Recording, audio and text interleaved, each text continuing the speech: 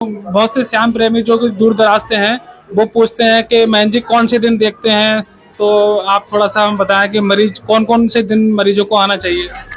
बुध का दिन छोड़ के सभी दिन हम बैठते हैं यहाँ पर हम और सभी दिन मरीजों को देखते हैं, सुबह से लेकर शाम तक देखते हैं। इमरजेंसी में कोई अगर पेशेंट आता है तो रात में भी देखते हैं, चाहे 12 बज रहे हो, चाहे 2 बज रहे हो, 3 बज रहे हो, कितना भी। अगर एम्बुलेंस वेंटिलेटर से कोई व्यक्ति आता है तो रात में उठ के उसको देखते हैं। बहुत से रेयर कंडीशन में महन जी ऐसा होता है एकादशी को बुधवार पड़ जाता है, जैसे कि अभी जो एकादशी निकल के गई है इस दिन बुधवार था, तो उस दिन आप देखते हैं। हाँ, अगर कोई भी इस तरीके का त्योहार अगर पड़ता है बुध के दिन, तो उस दिन जो होता है, जो छुट्टी होती है वो कैंसिल हो जाती है और उस दिन फिर भक्तों से मिलते हैं और पूरी सेवा देते हैं। कितनी शिफ्ट आप देखते हैं? दिन में हम शिफ्ट देखते हैं 4 शिफ्ट में बैठते हैं हम, और टाइम का कोई पता नहीं होता है कि जितनी लंबी लाइन होती है सबको देख के ही हटते हैं, फिर चाहे 3 घंटे लग जाए चाहे 5 घंटे लग जाए, बैठे ही रहते हैं। सुबह अब तो जो ठंड का समय है 9 बजे से बैठते हैं अब, और 9 बजे से फिर 11 बज जाए, 12 बज जाए।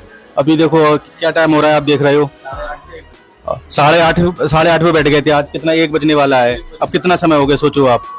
बैठते हैं और बाबा ने हमें जो ड्यूटी दी वो निभा रहे हैं हम। मतलब 8:30 से फिर दोपहर में, और दोपहर में बैठेंगे अभी, फिर हम हो सकता है 2 बजे दोबारा बैठ जाएं एक बार, क्योंकि आज वहां जाना, गंगा आरती है, तो उसके हिसाब से हो सकता है 3 बजे हम निकल जाएं आज। वैसे हम 2 बजे दोबारा बैठ जाएंगे।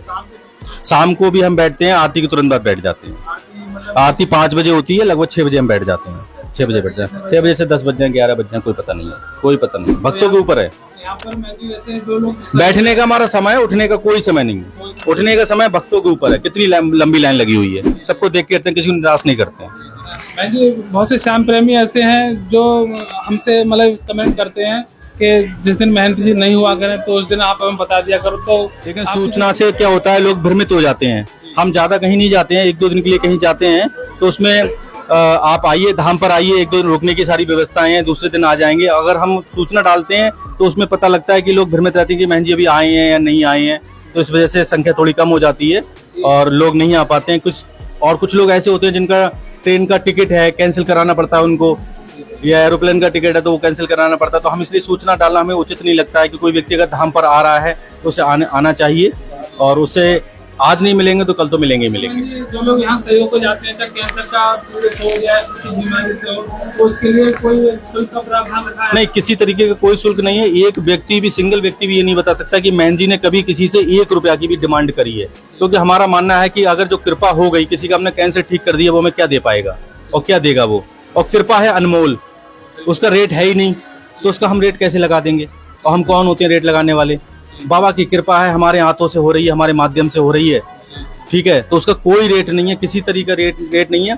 अब होता क्या है, कोई भाव में अगर मंदिर निर्माण के लिए कुछ कर जाता है तो करना है, हमारे लिए कुछ कर जाता है। जैसे हमें आपने देखा फॉर्च्यूनर गिफ्ट करी है, हमें थार गिफ्ट करी है, हमें और लोग चीज गिफ्ट करते हैं, ठीक है। अभी उदयपुर से आए हैं ये लोग, तो इनका कुछ भाव है, तो भाव अगर किसी भक्त का है, वो अगर कुछ दे रहा है तो वो एक गिफ्ट होता है। अपनी तरफ से, अपने मुख से हम किसी से 1 रुपए की डिमांड नहीं करते हैं, हम किसी का नंबर भी नहीं लेते हैं। जब व्यक्ति स्वस्थ हो जाता है, उसके चेहरे की मुस्कान देख के हमें लगता है कि हमारा जीवन धन्य हो गया, बाबा ने जो हम पे कृपा दी हमारे लिए, और उसके माध्यम से कोई किसी के घर में खुशहाली आ गई। बस यही हमारे जीवन का उद्देश्य, और कोई उद्देश्य नहीं है। रुकने का यहाँ पर जो रुकने का बहुत अच्छा प्रबंध हो चुका है अब, क्योंकि धर्मशाला शुरू होने वाली है, बस दरवाजे चढ़ रहे हैं उस पर, और सब कुछ रेडी हो चुका है। बहुत कम शुल्क में, वो भी मंदिर निर्माण के लिए। इसमें आराम से भक्त रुक सकते हैं, यहाँ की सारी फैसिलिटी है, और होटल जैसी फैसिलिटी है इसमें। जो अच्छे होटल होते हैं 3 स्टार 2 स्टार, उन जैसी फैसिलिटी है इस धर्मशाला के अंदर। आराम से भक्त अपनी फैमिली के साथ रुक सकते हैं। अच्छा मैं जी, एकादशी पर इतनी ज्यादा मात्रा में मतलब भक्तगण आते हैं, तो एकादशी का ऐसा क्या महत्व है कि इतने ज्यादा लोग यहाँ? बाबा का प्रिय दिन है, सभी जानते हैं इस बात के लिए। और एकादशी पे, एकादशी, द्वादशी, और सबसे ज्यादा दिक्कत मतलब अगर भक्त आते हैं तो संडे और मंडे और ट्यूसडे को भी बहुत सारे भक्त आते हैं। तो बाबा के चमत्कार भी एकादशी वाले दिन ज्यादा होते हैं? ऐसा कुछ नहीं है, चमत्कार बाबा के कभी भी हो जाते हैं। कल तो लाइन लगा के चमत्कार हुए थे, ठीक है। और ऐसे ऐसे चमत्कार होते हैं जो हमें भी, अब कल एक व्यक्ति आया था जो जन्म से कंपन करता था, लगभग 23-24 साल का लड़का था, वो केवल उसे टच करा ठीक हो गया। तो ये बाबा की कृपा है, इन हाथों में कुछ ऐसा दिया है कि टच कर देते लोग ठीक हो जाते हैं। तो यही है कि चमत्कार का कोई नहीं, चमत्कार कोई समय नहीं है, कोई वो नहीं है कब बाबा किस पे रीच जाए। अच्छा मैंने देखा है कि आप किसी को टच करते हैं, उसकी गांठ मैंने खुद गायब होते हुए देखी है, तो वो कैसे हो जाता है? वो ये भी बाबा ही कर रहे हैं, मैं थोड़ी कर रहा हूँ चमत्कार। चमत्कार सब बाबा कर रहे हैं, मुझे माध्यम बनाया है केवल। मुझे माध्यम बनाया, मुझसे प्यार करते हैं। जैसे कृष्ण भगवान ने बाबा को प्रमोट किया, बाबा मुझे प्रमोट कर रहे हैं। बस यही है, उनका प्यार है मेरे प्रति। जय श्री श्याम। जय श्री श्याम, जय मनोना धाम, जय हो महंत जी महाराज की। प्यारे दोस्तों, मैं हूं आपका भाई बाबा का सेवक अलंकार तोमर। मैं आप सभी का दिल से स्वागत करता हूं।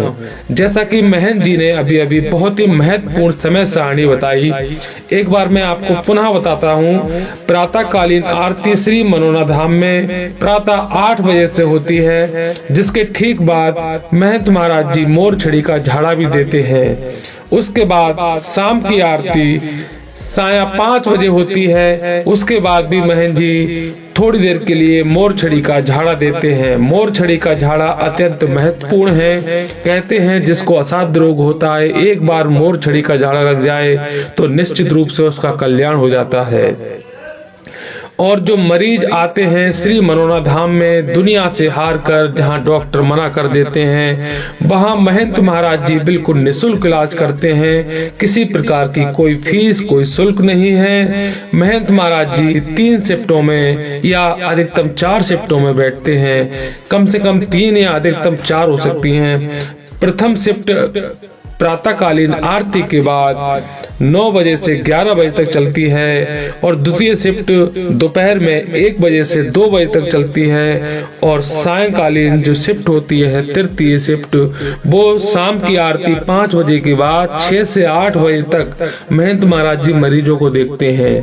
तो इस प्रकार से 3 शिफ्टों में अधिकतम 4 शिफ्टों में महंत महाराज जी देखते हैं। और प्रातःकालीन जो दर्शन प्रारंभ हो जाते हैं वो सुबह 7 बजे से हो जाते हैं और रात 9 बजे तक चलते हैं। और महंत महाराज जी का ये कोई अपना सिस्टम नहीं है कि इतने बजे तक ये शिफ्ट है तो इतने बजे तक ही हमें देखना है। यदि मरीजों की संख्या अधिक है, आशीर्वाद लेने वाले भक्तों की संख्या अधिक है, तो महंत महाराज जी और भी अपना समय बढ़ाते हैं। वो घड़ी के हिसाब से नहीं बल्कि भक्तों के हिसाब से चलते हैं कि कितने भक्त और रह गए हैं आशीर्वाद के लिए। जब तक लाइन खत्म नहीं होती है तब तक महंत महाराज जी आशीर्वाद देते हैं। और जो सबसे महत्वपूर्ण चीज है प्यारे दोस्तों, बहुत से भक्त लोग फोन करते हैं कि ये मनोना धाम कहाँ है। जो लोग पहली बार वीडियो देखते हैं हमारी, उनके मन में यही सवाल पैदा होता है कि मनोना धाम कहाँ है।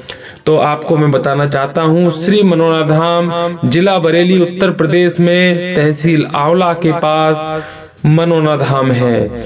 आप लोग रायबरेली ना जाएं, क्योंकि बहुत से भक्त लोग कंफ्यूज हो जाते हैं। उत्तर प्रदेश में 2 बरेली हैं, रायबरेली और केवल बरेली। तो हमारा जो जहां मनोना धाम है वो केवल बरेली है, ना कि रायबरेली। तो इसलिए आप रायबरेली भूल कर भी ना जाएं। बरेली जब आए, बरेली एक महानगर है, बहुत बड़ा शहर है, जिला भी है। वहाँ तमाम होटल, आपको तमाम साधन मिल जाते हैं मनोना धाम के लिए। जब भी आप रेलवे स्टेशन पे आ जाएं, जब ट्रेन से उतरे, स्टेशन के बाहर जब भी जाएं, तो आप देखेंगे वहाँ तमाम हजारों सवारियां, ऑटो, टैक्सी आदि खड़ी रहते हैं। आप डायरेक्ट मनोना धाम तक के लिए भी तय कर सकते हो। यदि आप डायरेक्ट मनोना धाम तक के लिए आपको थोड़ा कॉस्टली लग रहा है, महंगा लग रहा है, तो आप बाई बस आए। आपको पहले तहसील आंवला आना है, जो कि बरेली से लगभग 40 किलोमीटर दूर है। और जब आप तहसील आंवला आ जाएंगे तो मात्र 3-4 किलोमीटर की दूरी पर श्री मनोना धाम है। आप ऑटो के द्वारा आराम से पहुंच सकते हो श्री मनोना धाम। इस प्रकार से हमने आपको पूरा रास्ता बताया। और यदि आप बाई पोस्ट अपनी अर्जी भिजवाना चाहते हैं, यदि आप आसानी से नहीं आ पा रहे हैं, बाबा श्री श्याम से अरदास लगाना चाह रहे हैं, तो उसका पता भी आप लोग नोट कर लीजिए। सबसे पहले हम महाराज जी का नाम डालेंगे, श्रीमान ओमेंद्र महाराज जी, महंत जी, श्री खाटू श्याम जी मंदिर मनोना धाम। उसके नीचे हम डालेंगे ग्राम बा पोस्ट मनोना, तहसील आंवला, जिला बरेली, उत्तर प्रदेश, भारत। और नीचे हम डाल देंगे यहाँ का पिन कोड नंबर 243301243301। ये यहाँ का पिन कोड नंबर है। और नीचे महंत जी का मोबाइल नंबर जरूर डालें आप लोग। महंत जी का मोबाइल नंबर है 9997751200। फिर से सुन लीजिए 9997751200। इस प्रकार से आपकी पूरा अर्जी आप तक यहाँ पहुँचेगी, बाबा की कृपा आपको मिलेगी, बाबा का आशीर्वाद मिलेगा। और आप लोग एक बार मनोना धाम जरूर आए। बाबा श्री श्याम के यहाँ अद्भुत चमत्कार होते हैं, बाबा की कृपा मिलती है और बाबा के लाइव चमत्कार श्री मनोना धाम में होते हैं। आपने पूरी वीडियो हमारी बहुत धैर्य पूर्वक देखी, उसके लिए हम दिल से शुक्रिया करते हैं। और जिन जिन भाइयों ने अभी तक हमारा चैनल सब्सक्राइब नहीं किया है, बाबा की कृपा निश्चित रूप से आपको मिलेगी, बाबा का प्यार मिलेगा। बाबा के चमत्कारों की वीडियो जरूर देखा करें, ताकि बाबा का जो शक्ति है, बाबा की कृपा है, वो आप लोग महसूस कर सके कि बाबा कलियुग की अवतार हैं, हारे का सहारा है, वो किस प्रकार से भक्तों को सहारा देते हैं। वीडियो को लाइक, कमेंट, शेयर जरूर करें। कमेंट में जय श्री श्याम लिखें और चैनल को जरूर सब्सक्राइब करें। बहुत बहुत धन्यवाद आप सभी का। जय श्री श्याम, जय मनोना धाम, जय हो महंत जी महाराज की।